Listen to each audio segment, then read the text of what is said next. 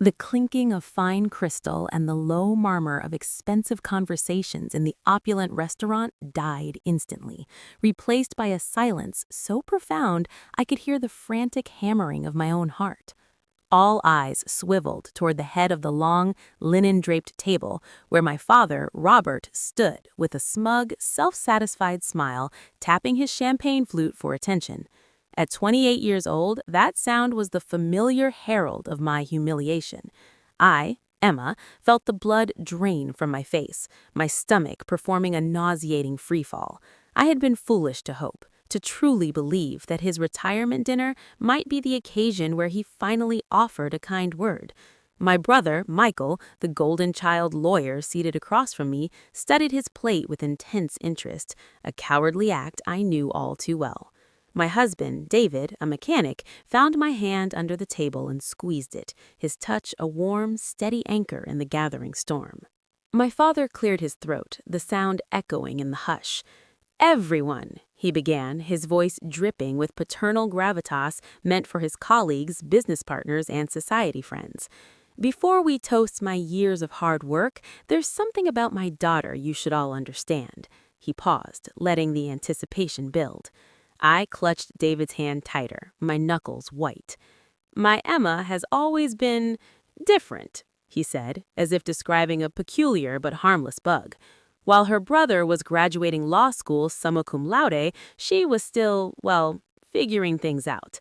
A few polite, uncomfortable titters skittered around the room. He detailed my career as a veterinary assistant not as a calling but as a lack of ambition. She chose animals over people. Some folks just set the bar lower, I suppose. Each word was a meticulously aimed dagger designed to diminish. He contrasted my life with Michael's, the house bought at 25 versus my old Honda, the tailored suits versus my thrift store finds. I wore the same simple black dress I'd owned for 3 years, a fact I knew he'd noticed and now weaponized through omission. Then his gaze, cold and dismissive, landed on David. "And then she married this mechanic," he announced, gesturing as if presenting a curious specimen.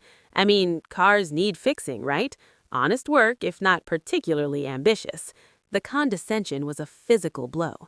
He concluded his cruel performance by announcing to the entire audience that he was removing me from his will. "Financial responsibility eluded her," he stated flatly. "Any inheritance would just end up funding vet bills for every stray cat in the city." The room was a frozen tableau of secondhand embarrassment and morbid fascination. This was the moment something inside me didn't just break, but crystallized into a cold, sharp point of anger. Yet David remained preternaturally calm beside me. He didn't fume or tense, he simply listened, a faint, unreadable smile playing on his lips. I should have recognized the signs sooner. The expensive heirloom watch he said was from his grandfather, his unnaturally polished grammar, the late-night phone calls he took in our backyard, speaking in a clipped, authoritative tone that didn't match his coveralls. He was a mystery I'd been too love-blind to fully interrogate. As dessert was served, my father, emboldened by vintage scotch, grew louder and more reckless. Leaning toward his nervous-looking business partner, he slurred, "You know, Terry, the beauty is in the creative accounting. The government doesn't need a cut of every little side deal." He laughed, a boorish, grating sound. It was then David excused himself quietly. When he returned, he carried his tablet.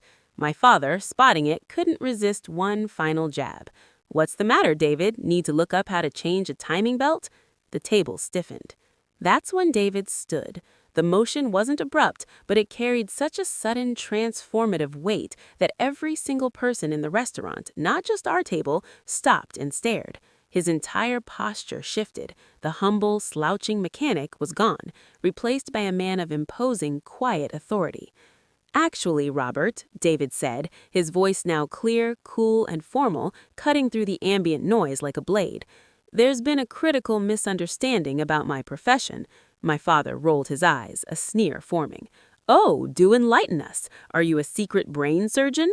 David's calm never wavered. "No, I am a senior forensic accountant with the Criminal Investigation Division of the Internal Revenue Service. For the past 6 months, I have been the lead investigator on a case involving your company, Robert." The The case concerns systematic tax evasion, money laundering, and embezzlement. The air was sucked from the room. My father's face turned a sickly shade of parchment. Michael's head snapped up, his eyes wide with dawning horror. David powered on his tablet with a soft beep. The investigation predates my relationship with Emma. It was purely professional. He paused, his gaze hardening as it locked on my father. Until tonight, until I had to sit here and listen to you belittle the most compassionate, principled person I ever known for not being as successful as a man who steals from his own employees and his government. He turned the tablet screen, showing a damning spreadsheet.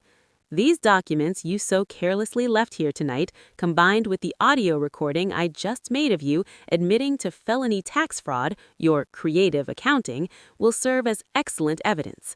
Federal agents have simultaneous warrants to seize your office servers and freeze all associated assets at 8 a.m. tomorrow morning. I'd wish you good luck with your defense, but given the evidence, you'll need a miracle. The silence that followed was absolute, deafening. My father was a statue of shock, his mouth agape, his hands trembling slightly on the tablecloth.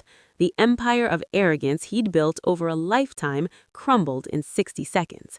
I looked from his shattered expression to David's composed face, and a wave of fierce, liberating pride washed over me. I rose to my feet, my chair barely making a sound. "You're right, Thad," I said, my voice steady and strong, ringing in the quiet. "We are different. I help creatures who can't help themselves. I married a man of integrity, not a facade. And I don't need a single thing from you. Not your money, not your approval, and certainly not a place at this table where cruelty is the main course." I turned to David, who offered me his arm. Together, we walked out of the restaurant, leaving behind the ruin of my father's reputation and the weight of a lifetime of judgment. In our 10-year-old Honda, the familiar, comfortable scent of it wrapping around me, I finally understood. Their scorn had never been a measure of my worth, but a reflection of their own emptiness. David wasn't just my husband, he was my vindication, and as we drove away from the glittering facade of that restaurant, I realized I was for the first time truly free. The black sheep had not only found her flock, she'd discovered she'd been standing beside a wolf in mechanic's clothing.